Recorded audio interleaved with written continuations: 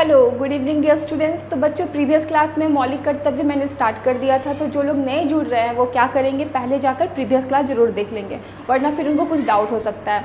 तो चलिए स्टार्ट करते हैं। हमारा जो आज का टॉपिक है वो है कि मूल कर्तव्य की प्रकृति कैसी है, नेचर कैसा है फंडामेंटल ड्यूटीज़ का। ठीक है, तो कल बताया ही था कि मौलिक कर्तव्य का मतलब क्या हो गया कि हमारा राज्य के प्रति कर्तव्य, राज्य का हमारे ऊपर नहीं, जबकि मूल संविधान में तो मौलिक कर्तव्य था नहीं। तो इसको कब लाया गया, तो 1976 में स्वर्ण सिंह समिति की सिफारिश पर 42वां संविधान संशोधन के द्वारा भाग 4 क्लॉज ए और आर्टिकल 51 क्लॉज 1 में इसको जोड़ा गया। ठीक है, और इसको मिनी संविधान संशोधन भी कहते हैं। और ये सारी बातें कल मैं समझा चुकी हूँ, तो आज मैं उतना रिपीट नहीं करूँगी वरना क्लास काफ़ी लॉन्ग हो जाएगा। तो देखो अब मौलिक कर्तव्य की प्रकृति कैसी, हम इस पे बात करने वाले। तो मौलिक कर्तव्य की प्रकृति है अबाध्य योग। जैसे मैंने पढ़ाया था आपको डीपीएसपी, तो मैंने बताया था फंडामेंटल राइट और डीपीएसपी के बीच में डिफरेंस भी बताया था। तो ये बताया था कि देखो फंडामेंटल राइट्स का अगर हम उल्लंघन करते, कोई भी राज्य अगर उल्लंघन करती कोई विधि बनाती है, तो हम क्या करेंगे, न्यायपालिका जा सकते हैं। वो बाध्यकारी है, राज्य को क्या करना पड़ेगा, उसको ध्यान में रखना पड़ेगा। ठीक है, उसका उल्लंघन राज्य नहीं कर सकती है। और अगर हमारे फंडामेंटल राइट्स का उल्लंघन हुआ तो हम न्यायपालिका जाकर अपने राइट्स को क्या करा सकते हैं, लागू करा सकते हैं। लेकिन डीपीएसपी में क्या था कि हम फोर्स नहीं कर सकते राज्य को, क्योंकि डीपीएसपी में राज्य का कल्याणकारी रूप है। लेकिन उस कल्याणकारी रूप को लागू करने के लिए हम राज्य को फोर्स नहीं कर सकते, न्यायपालिका नहीं जा सकते। और अगर राज्य कोई विधि बना रही है तो हम उस आधार पर उस विधि को चुनौती नहीं देंगे कि आपने क्या किया, डीपीएसपी का उल्लंघन किया, तो अबाध्य योग हो गया।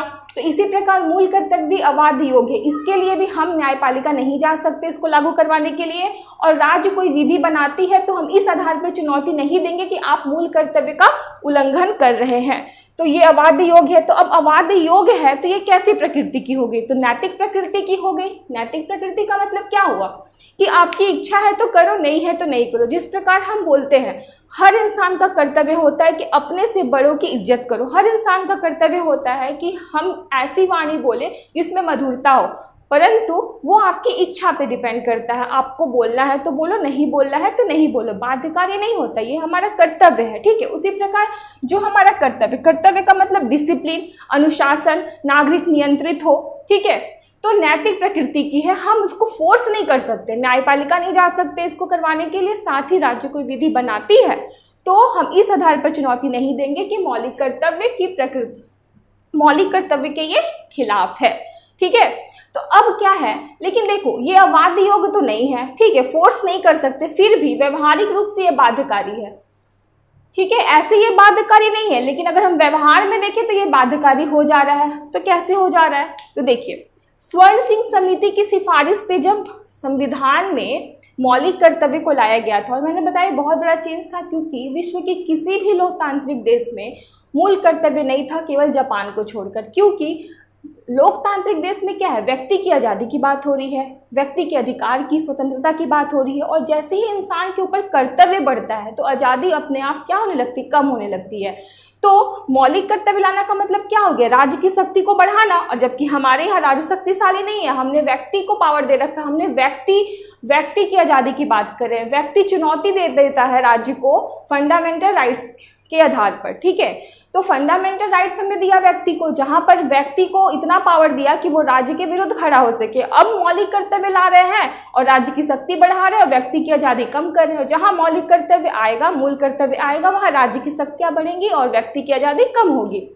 तो अब स्वर्ण सिंह समिति मूल कर्तव्य को ला रही थी, तो स्वर्ण सिंह समिति का कहना था कि भाई इसको बाध्यकारी करो।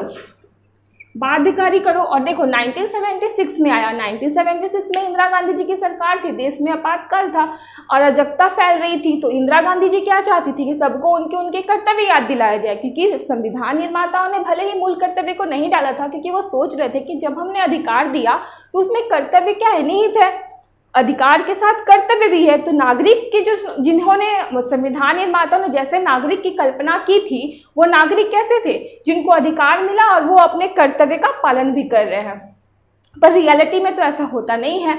तो इंदिरा गांधी शक्ति बरतना चाहती थी। वो चाहती थी कि नहीं, प्रत्येक नागरिक को उनके अधिकार पता हो कि उनको क्या करना है, अपने राष्ट्र ध्वज का सम्मान करना है, अपने देश का सम्मान करना है, हिंसा नहीं करनी है, भाईचारा बना के रखना है, महिलाओं का सम्मान करना है, पर्यावरण की सुरक्षा करनी है। तो हर चीज वो चाहती थी कि इंसान को उनके कर्तव्य को याद दिलाया जाए, क्योंकि 62, 65 और 71 में भी क्या हुआ था, पड़ोसी देशों के साथ जब टकराव हुए थे तो आंतरिक सुरक्षा को चुनौती मिली थी। ठीक है, तो वो नहीं चाहती थी कि कोई भी ऐसी स्थिति फिर से उत्पन्न हो, क्योंकि आपातकाल के समय क्या हुआ था, बहुत ज्यादा अराजकता फैल रही थी। तो अब बात यह है कि स्वर्ण सिंह समिति बोल रहे थे कि भाई ये कर्तव्य है इंसान नागरिक का, देश के नागरिक का कर्तव्य है कि वो अपने देश की सुरक्षा के लिए हमेशा तत्पर रहे। जब उनको बुलाया जाए तो वो क्या रहे, तत्पर रहे, वैज्ञानिक दृष्टिकोण रखे ताकि देश की तरक्की हो। ठीक है, क्योंकि जाहिर सी बात है, नागरिक का विकास मतलब देश का विकास। महिलाओं का सम्मान करे, ऐसी प्रथाओं का त्याग किया जाए जहां महिलाओं के सम्मान के जो विरुद्ध आ रहा है, जो महिलाओं के विरुद्ध प्रथाएं आ रही है उनका क्या किया जाए, परित्याग किया जाए। तो अब स्वर्ण सिंह समिति चाह रहे थे कि इसको बाध्यकारी कर दिया जाए। ठीक है, लेकिन अब प्रॉब्लम क्या था, देखो बाध्यकारी करना, अब राष्ट्रीय ध्वज का सम्मान करना है। अब मान लो कोई मजदूर है, काम कर रहा है, तो कोई फंक्शन हुआ राष्ट्रीय ध्वज का, तो राष्ट्रीय ध्वज अगर फहराया गया, अब उसे उतारना है, गलती से ही मान लो किसी से गिर जाता है, ठीक है, गलती से पैर लग जाता है, तो अब मौलिक कर्तव्य अगर बाध्यकारी होगा तो उस आधार पर तो उसको दंड दिया जाएगा। लेकिन तो फिर ये व्यक्ति की यहाँ पे आजादी कहाँ रही, फिर ये व्यक्ति के साथ शोषण नहीं हो जाएगा, क्योंकि गलती से तो हो सकता है ना, गलती से तो गिर सकता है राष्ट्रीय ध्वज, गलती से तो पैर लग सकता है। तो कहने का मतलब यह है कि मौलिक कर्तव्य को हम एकदम बाध्यकारी नहीं कर सकते हैं कि नहीं आपको ऐसा करना ही पड़ेगा। ठीक है, अब क्यों ऐसा, और 1999 में क्या हुआ, अटल बिहारी वाजपेयी की सरकार थी, जे.एस. वर्मा की समिति बनी। अब जे.एस. वर्मा बहुत ही क्या थे, उच्च विचार के नागरिक थे, बहुत ही ज्यादा विद्वान थे।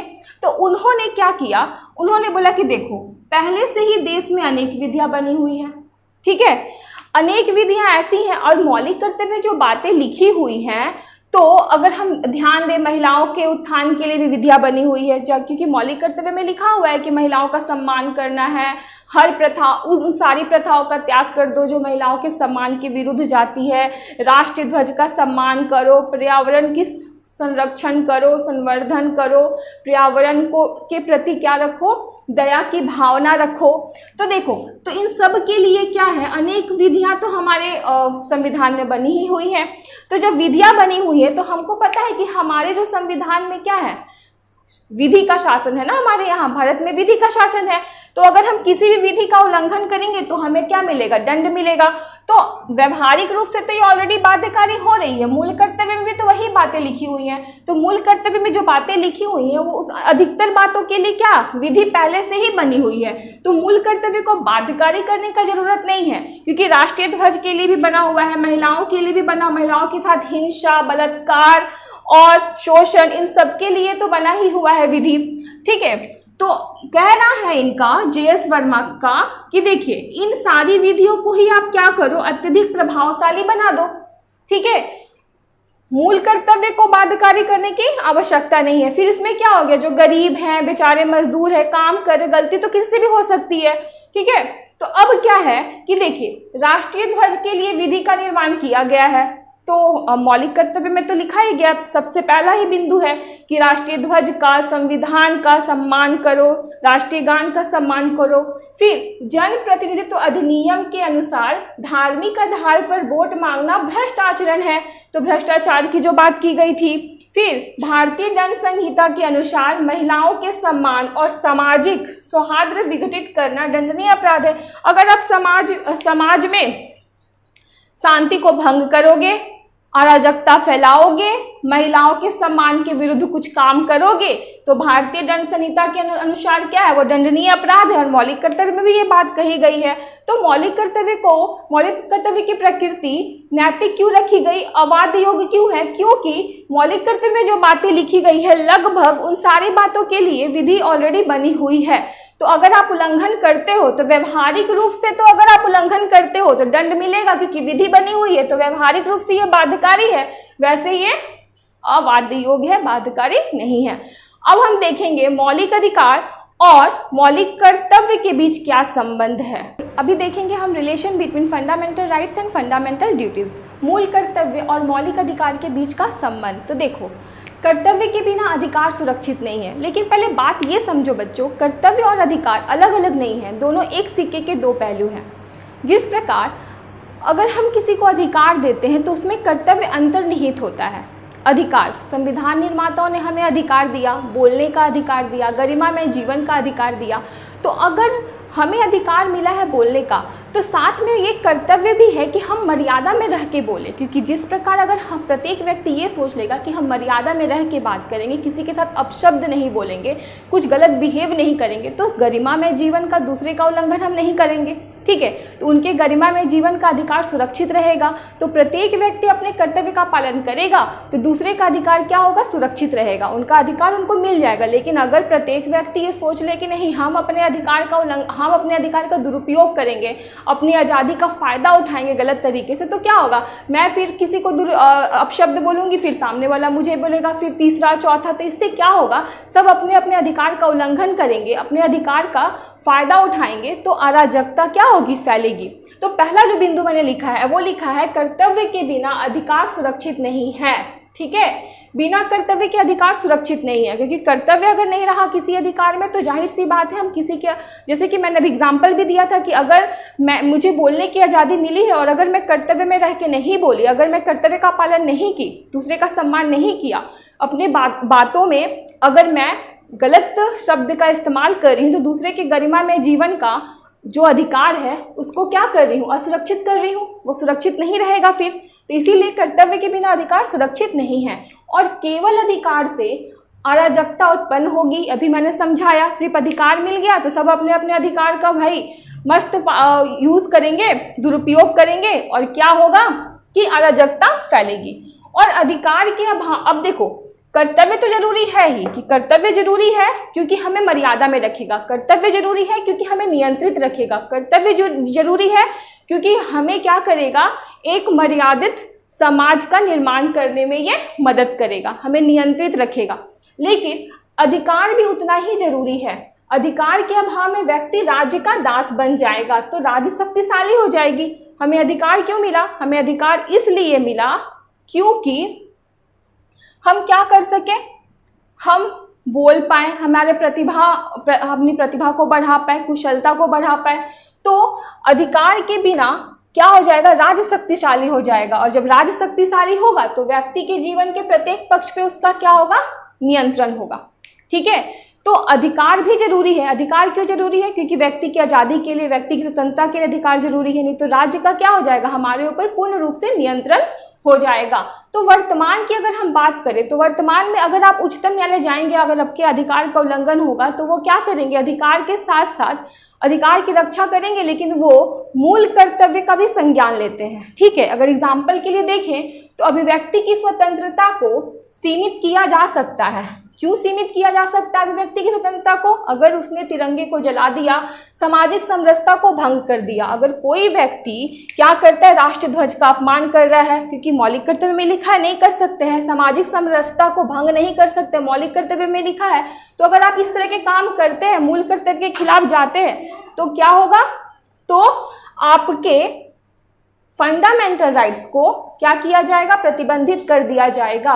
तो निष्कर्ष क्या निकल रहा है, मौलिक अधिकार पर प्रतिबंध मूल कर्तव्य भी लगाता है। तो बच्चों आज के लिए बस इतना ही, मिलते हैं फिर कल, तब तक के लिए bye bye, take care and जय हिंद।